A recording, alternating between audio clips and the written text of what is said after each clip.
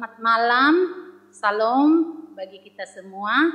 Silakan berdiri untuk menghadap Tuhan dan menyembahnya, serta memuliakan namanya, karena kasih-Nya besar atas kita. Kita menyanyi memuji Tuhan dari Kidung Jemaat nomor 7, bait yang pertama. Ya Tuhan, kami puji nama-Mu besar.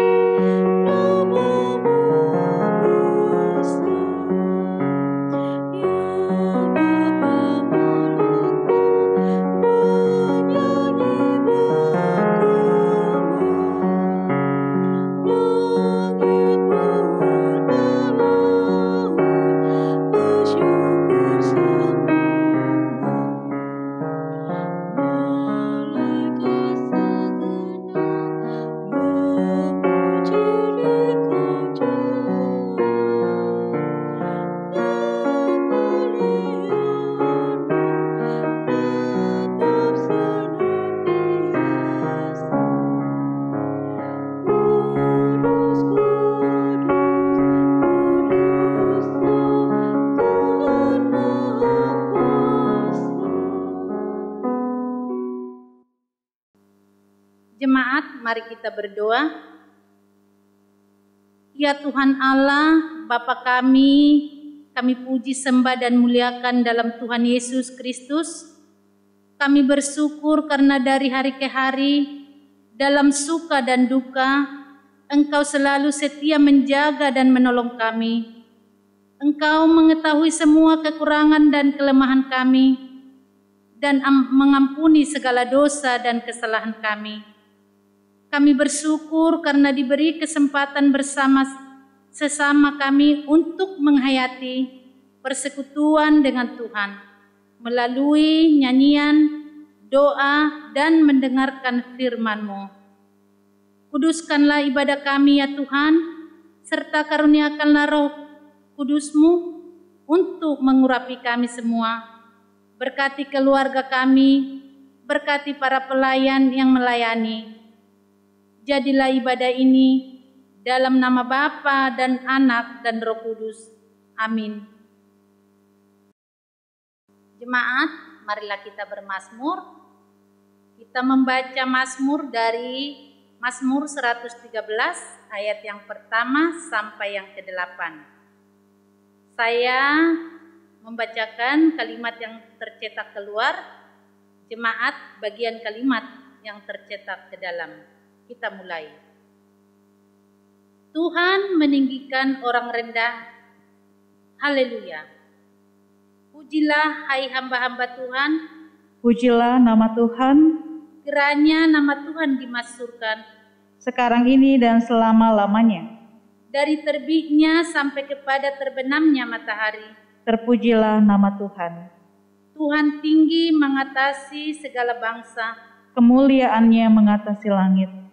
Siapakah seperti Tuhan Allah kita, yang diam di tempat yang tinggi, yang merendahkan diri untuk melihat ke langit dan ke bumi. Ia menegakkan orang yang hina dari dalam debu, dan mengangkat orang yang miskin dari lumpur, untuk mendudukkan dia bersama-sama dengan para bangsawan. Bersama-sama dengan para bangsawan bangsanya. Sampai sejauh ini pembacaan Mazmur. Dipersilakan duduk. Jemaat, mari memuji Tuhan bernyanyi dari Kidung Jemaat 55, bait yang pertama. Roh Kudus sinarilah.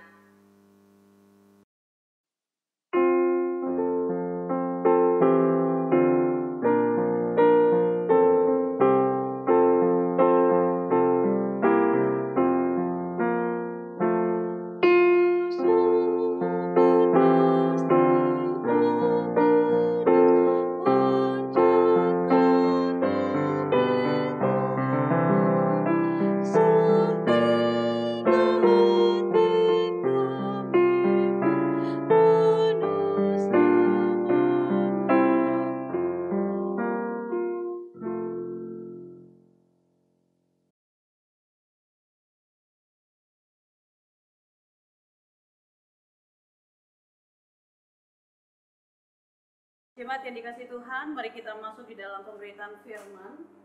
Sebelum kita berdoa, kita siapkan firman Tuhan yang akan kita baca dan renungkan. Kita buka Kisah Para Rasul pasal 3 ayat 11 sampai 20. Setelah kita menyiapkan Alkitab kita, mari kita satu di dalam doa. Kita berdoa.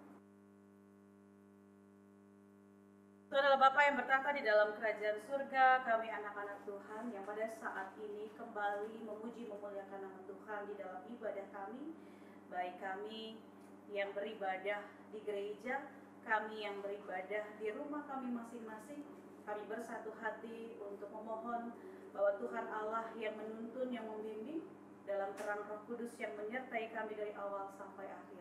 Bahkan saat ini ketika kami akan membaca dan merenungkan firman Tuhan, dalam terang Roh Kudus dan hikmat kami dimampukan untuk mengerti dan melakukannya. Dan hamba-Mu yang menyampaikan, Tuhan juga urapi, sehingga di dalam setiap tutur kata yang diucapkan, di dalamnya tersimpan berkat bagi persekutuan umat Tuhan. Di dalam nama Tuhan Yesus kami berdoa. Amin. Jemaat, marilah berdiri untuk mendengarkan firman Tuhan yang dibacakan dari Alkitab, dari Kisah Para Rasul pasal 3 ayat 11 sampai 20 yang menyatakan,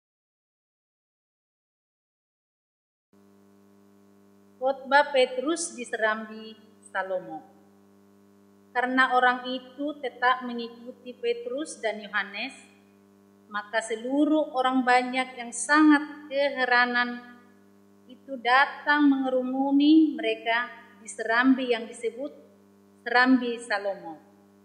Petrus melihat orang banyak itu lalu berkata, "Hai orang Israel, mengapa kamu heran tentang kejadian itu, dan mengapa kamu menatap kami seolah-olah kami membuat orang ini berjalan karena kuasa atau kesalehan kami sendiri?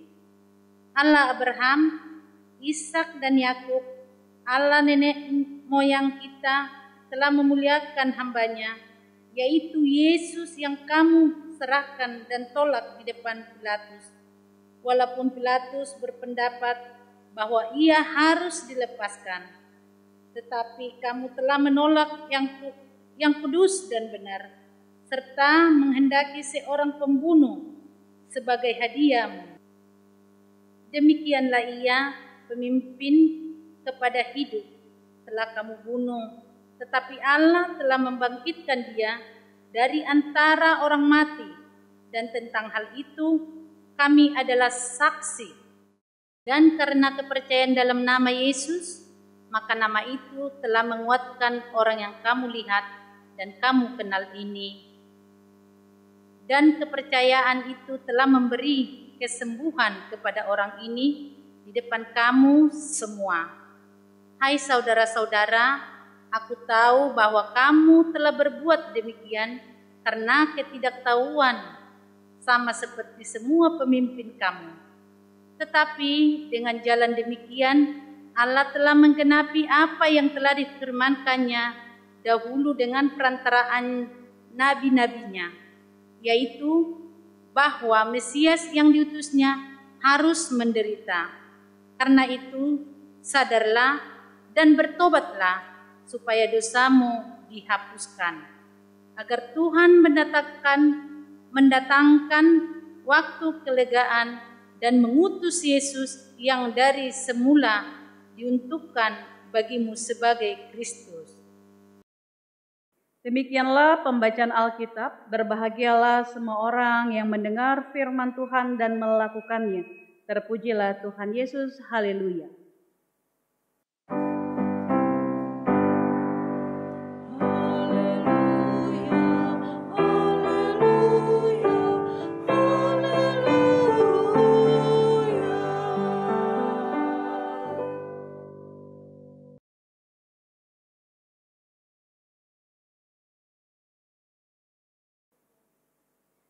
Jemaat yang dikasihi Tuhan kita Yesus Kristus, ketika kita membaca apa yang disampaikan oleh Departemen Teologi GPIB, kita membaca dari Kisah Para Rasul pasal 3 ayat 11 sampai 20 dan yang kemudian diberikan temanya hidup sebagai komunitas pemulih.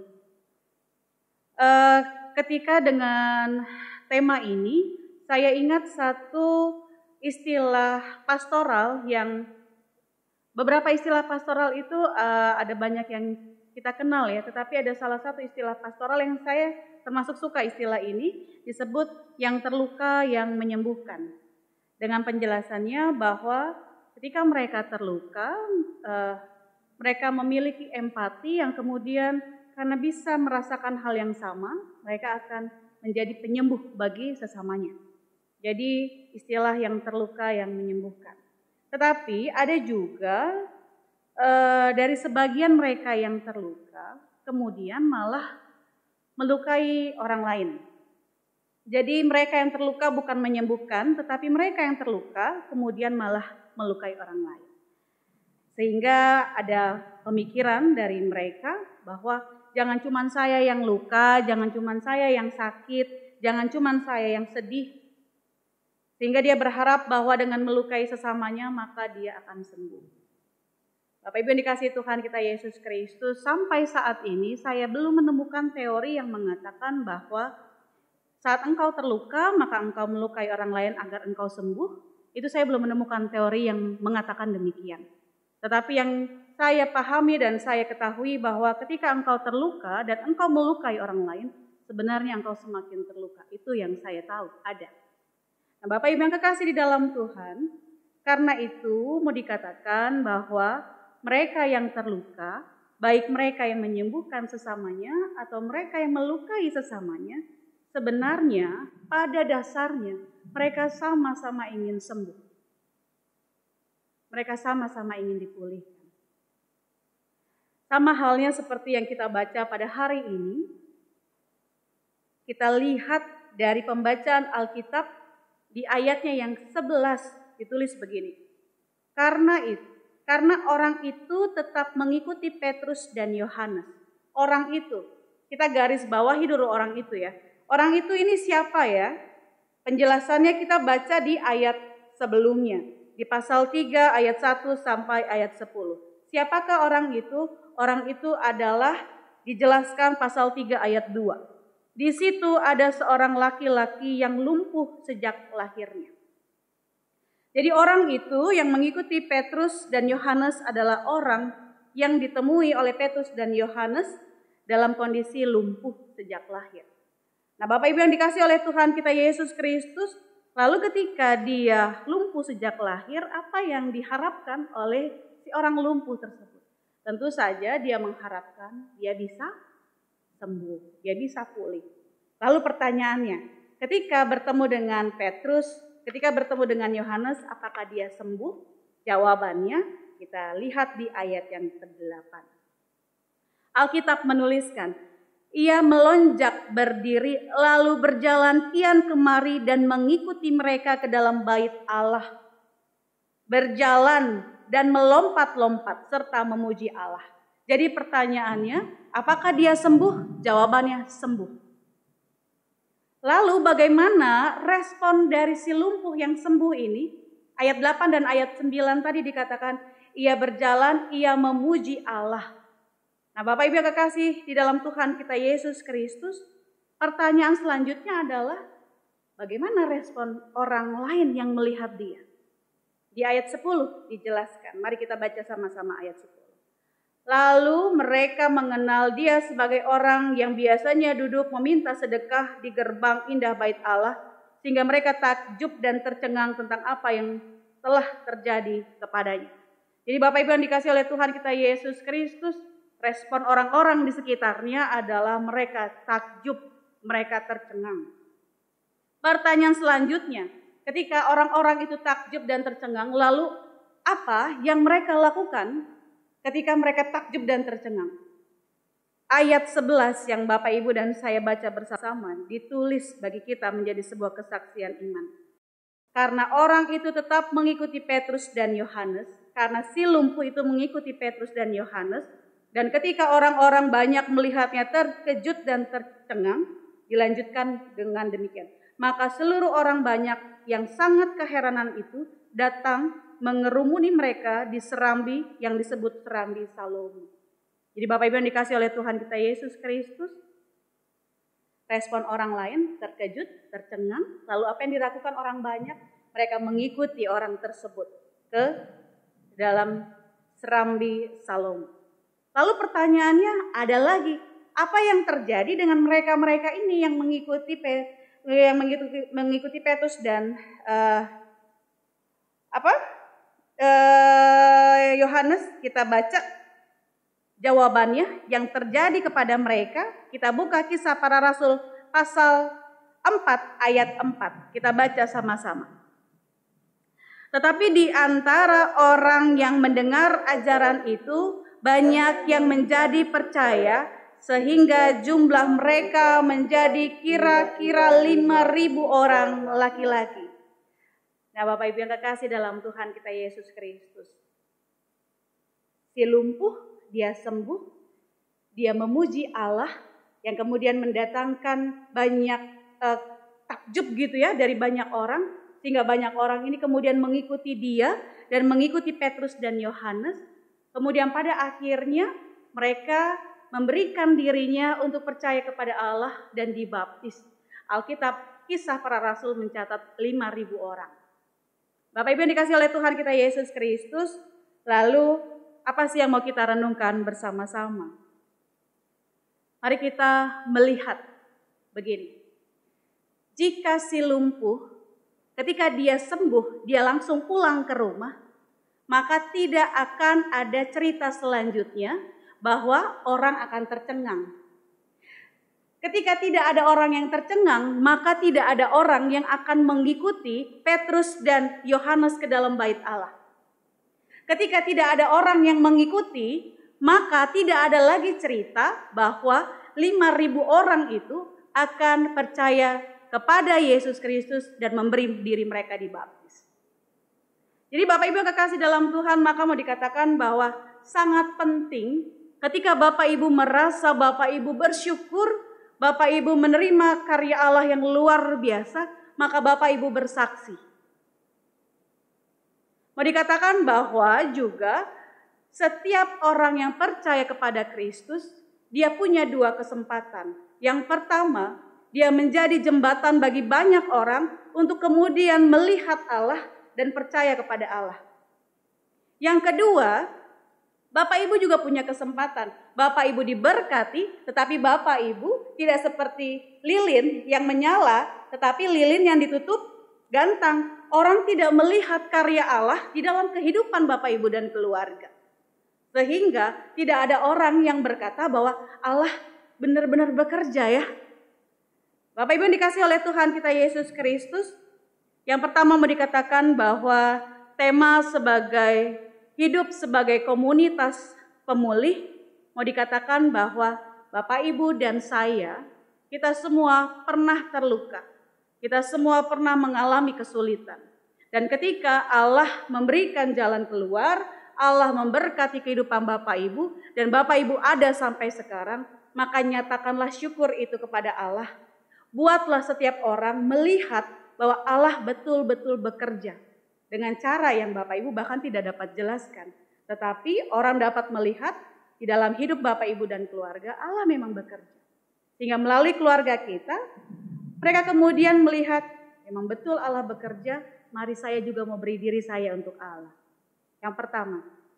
Lalu yang kedua, Bapak Ibu yang dikasih oleh Tuhan kita Yesus Kristus, kita lihat apa jawaban Petrus. Ketika banyak orang itu datang mengikuti mereka, kita baca di ayat yang ke-12. Mari kita baca sama-sama. Petrus melihat orang banyak itu lalu berkata, "Hai orang Israel, mengapa kamu heran tentang kejadian itu dan mengapa kamu menatap kami seolah-olah kami membuat orang ini berjalan karena kuasa atau kesalehan kami sendiri?" Bapak Ibu yang dikasih oleh Tuhan kita Yesus Kristus, pada ayat yang ke-12 mau dikatakan bahwa jangan lupa bahwa kesembuhan itu, pemulihan itu datangnya dari Allah. Allah bisa memakai para dokter, para suster, perawat rumah sakit, obat-obatan, makanan, minuman. Allah bisa memakai tangan-tangan yang berdoa untuk Bapak Ibu dan keluarga. Tetapi kembali lagi mau dikatakan kesembuhan itu datang dari Allah. Maka ketika kita memperoleh kesembuhan, kita memperoleh kepulihan di dalam hidup kita, jangan lupa bahwa kita harus datang kepada Allah mengucap syukur. Bapak Ibu yang dikasihi oleh Tuhan kita Yesus Kristus, firman Tuhan hari ini juga mau berkata bahwa jika Bapak Ibu sudah melewati kesulitan, sudah melewati pergumulan, dan kita berada dalam posisi yang saat ini lebih stabil begitu ya, kita jangan lupa diri bahwa saya juga dulu pernah mengalami hal yang susah. Saya juga dulu pernah mengalami banyak kesulitan. Maka saat ini jadikan diri Bapak Ibu dan keluarga sebagai saluran berkat atau penyembuh, atau dia yang terluka kemudian menyembuhkan orang banyak yang saat ini juga sedang sakit, sedang susah, atau sedang menderita. Sehingga kalau kita katakan gereja sebagai komunitas penyembuh, yang paling kecil komunitas di dalam gereja adalah keluarga. Kalau setiap keluarga memiliki semangat untuk memulihkan sesamanya, satu sektor ada 70 kakak misalkan gitu. Dari satu sektor ini 70 kakak ini punya semangat yang sama untuk memulihkan satu dengan yang lain. Kemudian semangat ini ditularkan kepada sektor yang lain. Bisa kita bayangkan bahwa GPIB Pengharapan Cibinong adalah sebagai jemaat dengan komunitas yang saling memulihkan satu dengan yang lainnya.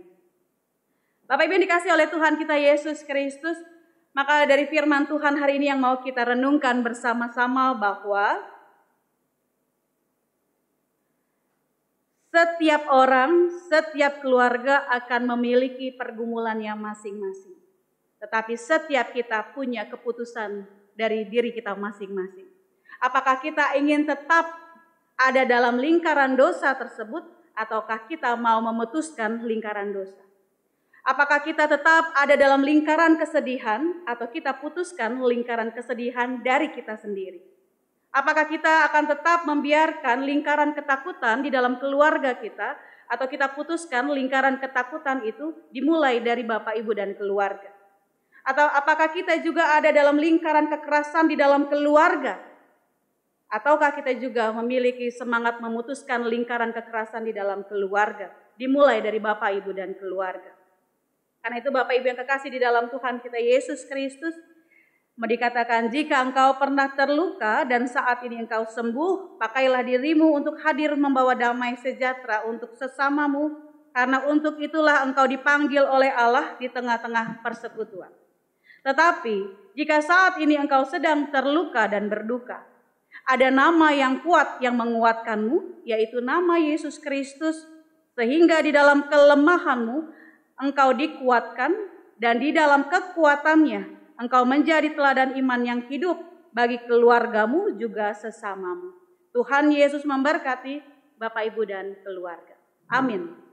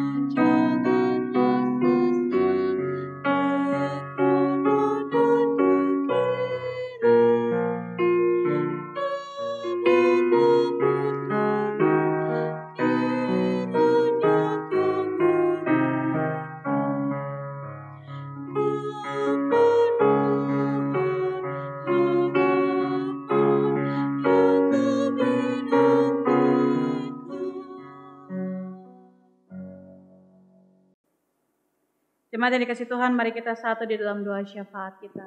Mari kita berdoa. Tuhan Allah Bapa yang bertahta di dalam kerajaan surga, Tuhan Allah Bapa yang hadir di tengah-tengah kami. Tuhan Allah Bapa yang menguatkan setiap anak-anak Tuhan yang memohonkan penguatan daripadamu. Tuhan Allah Bapa yang memberikan kesembuhan bagi setiap anak-anak Tuhan yang juga memohonkan kesembuhan daripada-Mu. Jika Engkau mampu menyembuhkan si lumpuh, maka kami juga percaya Engkau mampu menyembuhkan kami.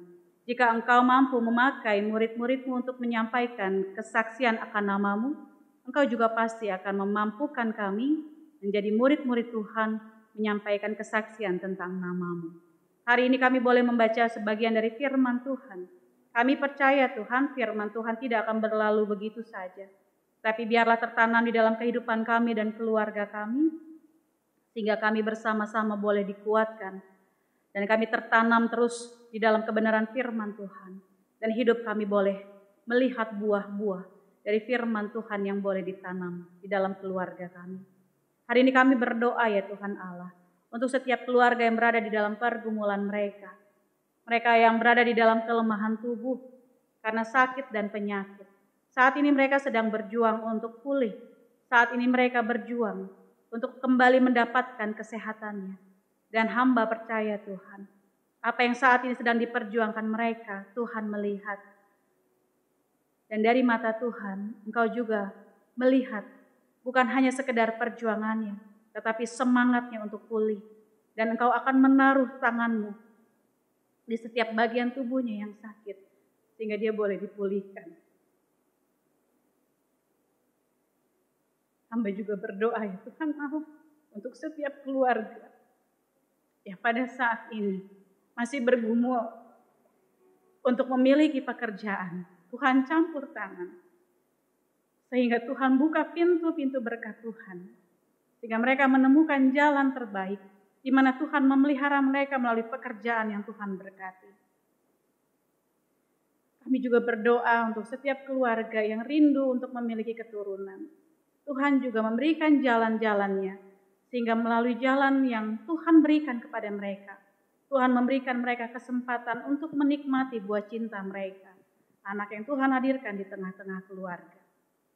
Kami juga berdoa ya Tuhan Allah, untuk setiap orang tua kami, lansia yang pada saat ini berada di dalam kelemahan tubuh, Tuhan juga hadir di tengah-tengah kehidupan mereka, sehingga melalui Tuhan ada kekuatan yang Tuhan berikan. Hati yang gembira menjadi obatnya yang paling mujarab.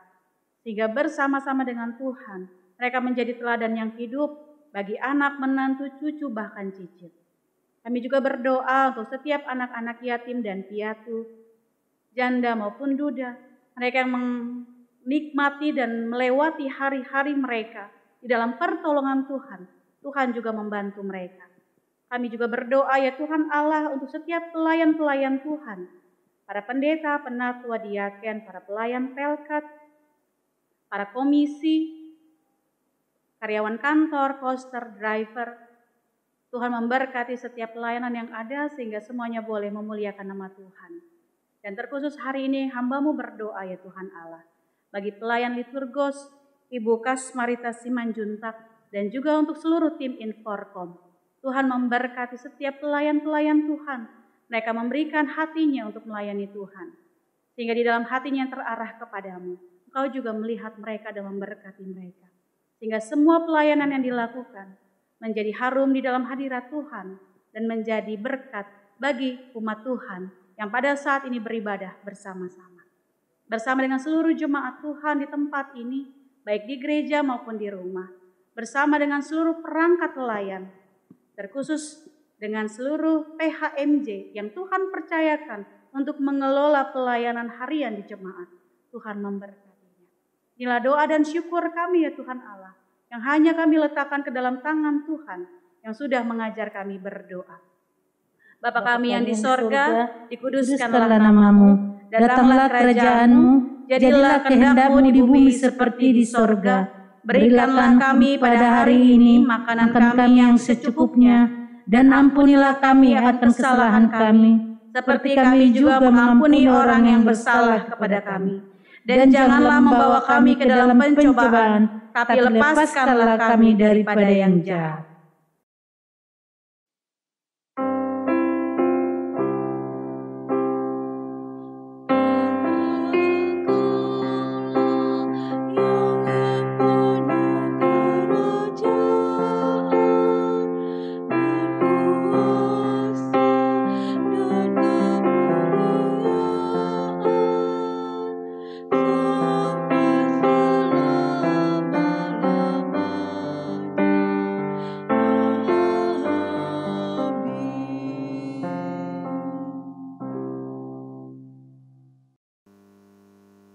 jemaat, marilah kita menyatakan syukur kepada Tuhan di dalam ibadah ini melalui pemberian sukacita guna menunjang pelayanan gereja dengan mengingat pesan Alkitab yang diambil dari Amsal 3 ayat 9 sampai yang ke-10.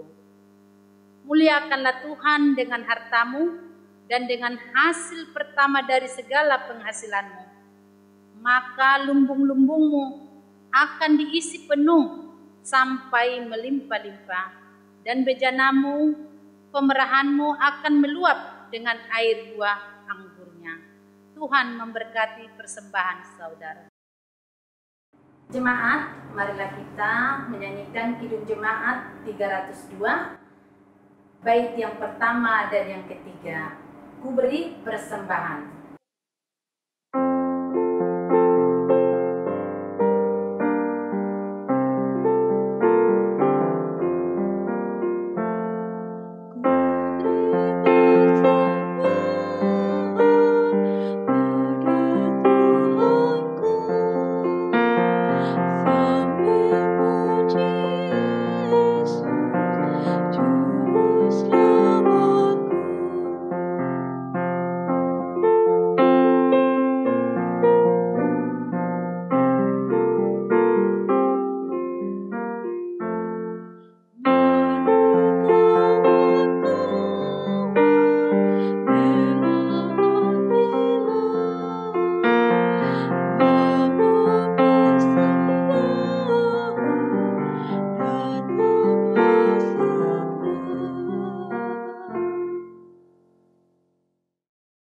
Jemaat Tuhan, silakan berdiri. Marilah kita menyerahkan ungkapan syukur kita dalam doa. Kita berdoa. Saat ini ya Allah, kami bersyukur kepadamu apa yang sudah kami beri dengan rela dan penuh sukacita.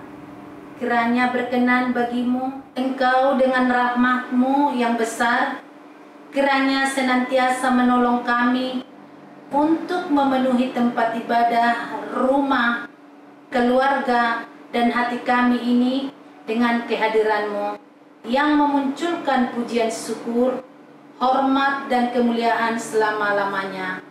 Amin. Jemaat, kembalilah kepada kehidupanmu sehari-hari serta lakukanlah firman Tuhan yang sudah saudara dengar.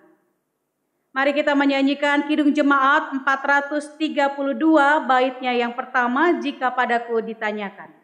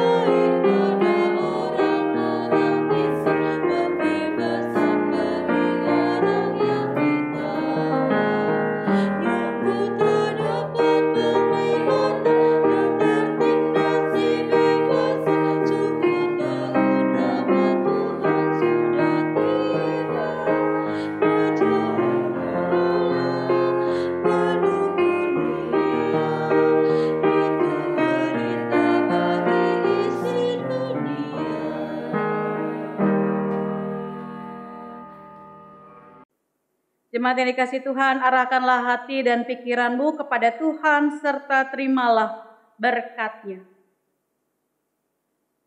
Tuhan memberkati engkau dan melindungi engkau. Tuhan menyinari engkau dengan wajah-Nya dan memberi engkau kasih karunia. Tuhan menghadapkan wajah-Nya kepadamu dan memberi engkau damai sejahtera.